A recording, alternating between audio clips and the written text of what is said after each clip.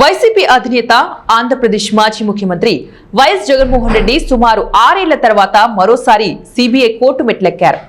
అక్రమాస్తుల కేసులో భాగంగా హైదరాబాద్లోని నాంపల్లి సిబిఐ ప్రత్యేక కోర్టు ముందు ఆయన వ్యక్తిగతంగా హాజరయ్యారు. ముఖ్యమంత్రిగా ఉన్నప్పుడు వ్యక్తిగత హాజరు నుంచి మినహాయింపు పొందిన జగన్ ఎన్నికల అనంతరం కూడా అదే మినహాయింపును కొనసాగించాలని కోర్టును కోరారు.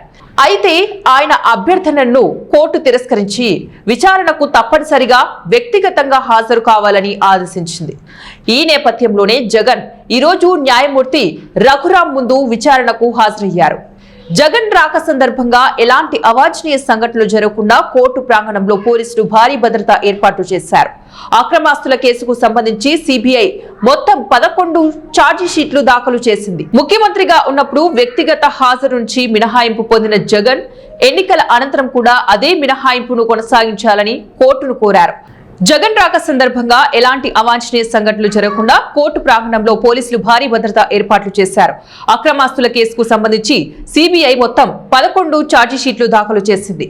ఈ కేసుల్లో తమను తొలగించాలని కోరుతూ దాఖలైన సుమారు 130 డిశ్చార్జ్ పిటిషన్లు ఇంకా కోర్టులో పెండింగ్ లోనే ఉన్నాయి.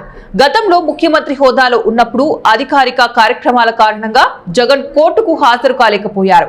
అయితే ఇప్పుడు ఆయన సాధారణ పౌరుడిగా, సాధారణ ఎమ్మెల్యేగా విచారణను ఎదుర్కోవాల్సి వస్తుంది. కోర్టు ఆదేశాల మేరకు ఆయన క్రమం తప్పకుండా విచారణకు హాజరు కావాల్సి ఉంటుంది.